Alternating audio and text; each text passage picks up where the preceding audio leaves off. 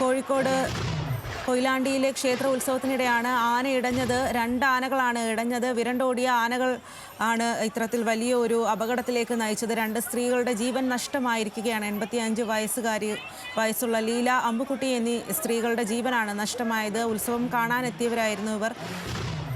കോഴിക്കോട് കൊയിലാണ്ടി മണക്കര ക്ഷേത്രത്തിലാണ് വലിയ തരത്തിലുള്ള അപകടമുണ്ടായിരിക്കുന്നത്. 30ഓളം പേർക്ക് പരിക്കേറ്റിട്ടുണ്ട്. ആളുകളെല്ലാം ആശുപത്രിയിൽ പ്രവേശിപ്പിച്ചിട്ടുണ്ട്. വലിയ അപകടം തന്നെയാണ് സംഭവിച്ചത്.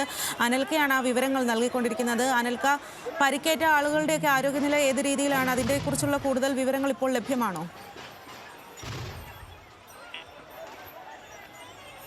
വരെ കോഴിക്കോട് മെഡിക്കൽ കോളേജ് ആശുപത്രിയിലേക്ക് മാറ്റുമെന്ന വിവരമാണ് ഇപ്പോൾ നമുക്ക് ലഭിക്കുന്നത്. അതോടൊപ്പം തന്നെ മരിച്ച രണ്ട് സ്ത്രീകൾ, അതായത് രണ്ട് പ്രായമുള്ള സ്ത്രീകളെ അവരെ അവരുടെ മൃതദേഹം കോഴിക്കോട് മെഡിക്കൽ കോളേജിലേക്ക് അല്പസമയത്തിനകം മാറ്റുമെന്ന വിവരം ഇപ്പോൾ നമുക്ക് ലഭിക്കുന്നുണ്ട്. കൂടാതെ മറ്റൊരു വിവരം എന്ന് പറയുന്നത്, ഈ ഉത്സവം നടക്കുന്ന ക്ഷേത്രം എന്ന് പറയുന്നത് അവിടെ വലിയ രീതിയിലുള്ള സ്ഥലപരിമിതി ഉണ്ടായിരുന്നു.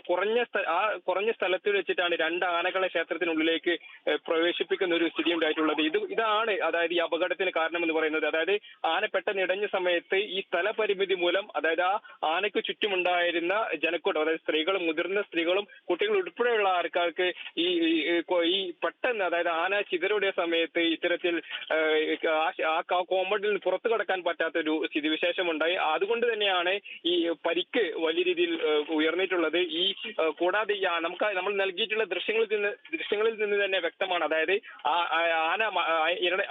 ആനകൾ ഇടഞ്ഞ സമയത്ത് സമീപത്തെ ക്ഷേത്രത്തിന്റെ ഓഫീസ് പൂർണ്ണമായിട്ടും തകർത്തുകൊണ്ടാണ് ആന ആ ക്ഷേത്രത്തിന്റെ കോമ്പൗണ്ടിൽ നിന്നും പുറത്തേക്ക് പോകുന്നത്. ഈ ക്ഷേത്ര ഓഫീസ് പൂർണ്ണമായും തകർത്തു. ആ ക്ഷേത്രത്തിന്റെ ഓഫീസിന് മുകൾ ഭാഗത്തെ ഓടുകൾ മുഴുവൻ ആന പുറത്തേക്ക് തട്ടിയിട്ടു. ഈ ഓട് തട്ടിയിട്ടാണ് സ്ത്രീകൾക്ക് ഉൾപ്പെടെയുള്ള നിരവധിയായിട്ടുള്ള സ്ത്രീകൾക്ക് തലക്കുൾപ്പെടെ പരിക്കേറ്റിട്ടുള്ളത്. അവിടെ വെച്ച് തന്നെ ഈ ക്ഷേത്രഭാരകൾ, അതോടൊപ്പം തന്നെ നാട്ടുകാർ ഉൾപ്പെടെയുള്ള ആൾക്കാർ ഈ പരിക്കേറ്റവരെയും കൂട്ടി ഈ കൊയിലാണ്ടി താലൂക്ക് ആശുപത്രിയിൽ എത്തിച്ചിട്ടുണ്ട്. ഇപ്പോൾ നമുക്ക് മനസ്സിലാക്കാൻ കഴിയുന്നത്, അവിടെ നിന്നും വരുന്ന വിവരമെന്ന് പറയുന്നത്, അവിടെ സ്ഥലപരിമിതി കൂടുതൽ അപകടത്തിന് ഇടയാക്കി ഇനിയും പരിക്ക് ഉയരാനുള്ള സാധ്യതയുണ്ടെന്ന വിവരമാണ് ഇപ്പോൾ നമുക്ക് നൽകാൻ കഴിയുന്നത്. ഇപ്പൊ ഏകദേശം 29 പേരെ വിവിധ ആശുപത്രികളിലായി പ്രവേശിപ്പിച്ചിട്ടുണ്ടെന്ന വിവരമാണ് ഇപ്പോൾ നമുക്ക് ലഭിക്കുന്നത്. നമ്മൾ നൽകിയിട്ടുള്ള ദൃശ്യങ്ങളിൽ തന്നെ നമുക്ക് ഇതിന്റെ എത്രത്തോളം ഈ അപകടത്തിന്റെ വ്യാപ്തി നമുക്ക് മനസ്സിലാക്കാൻ കഴിയും. അതായത് ഈ ആക്രമണം ഉണ്ടായ സമയത്ത് പോലും കുട്ടികൾ ഉൾപ്പെടെ, അതായത് ഇടഞ്ഞ ആനയുടെ അടുത്തു നിന്നും ഏകദേശം കുറഞ്ഞ ദൂരം അപ്പുറത്ത് തന്നെ ചെറിയ കുട്ടികൾ ഉൾപ്പെടെയുള്ള ആൾക്കാർ അവിടെ ഉണ്ടായിരുന്നു. മാതാപിതാക്കളൊപ്പം നിൽക്കുന്ന ഒരു ദൃശ്യം നമുക്ക് അതിൽ നിന്ന് കാണാൻ കഴിയും. ആന അത്തരത്തിൽ ചിതറി ഓടിയിട്ട് പോലും ആ ഘട്ടത്തിൽ അവിടെ ദൃശ്യങ്ങളൊക്കെ നമ്മൾ നൽകിയിട്ടുണ്ട്.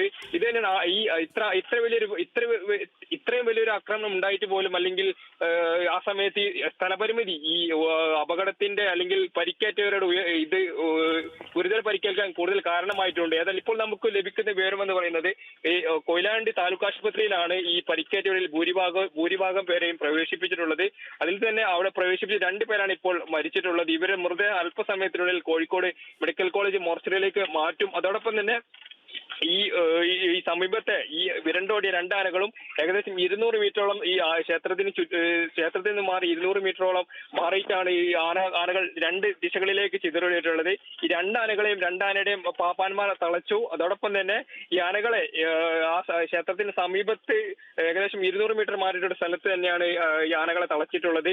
ഇനി പോലീസും അതോടൊപ്പം തന്നെ ഫയർഫോഴ്സും ഒക്കെ ഈ കാര്യങ്ങളിൽ കൂടുതൽ വ്യക്തത വരുത്തേണ്ടതുണ്ട്. അല്ലെങ്കിൽ ഈ ഉത്സവവുമായിട്ട് ബന്ധപ്പെട്ട് ജനങ്ങളുടെ സുരക്ഷയുമായി ബന്ധപ്പെട്ട് മുൻകരുതൽ സ്വീകരിക്കുന്നതിൽ ഏതെങ്കിലും തരത്തിൽ ക്ഷേത്ര ഭാരവാഹികളുടെ അടുത്ത് നിന്നും ഏതെങ്കിലും തരത്തിൽ വീഴ്ച ഉണ്ടായിട്ടുള്ള എന്ന കാര്യങ്ങളിലൊക്കെ തന്നെ ഒരു വ്യക്തത വരുത്തേണ്ടതുണ്ട്. ആ വ്യക്തത ഈ പോലീസിന്റെയും അതോടൊപ്പം തന്നെ അഗ്നിശമന വിഭാഗത്തിന്റെ കൃത്യമായിട്ടുള്ള പരിശോധന നമുക്ക് ഇതിൽ നിന്നും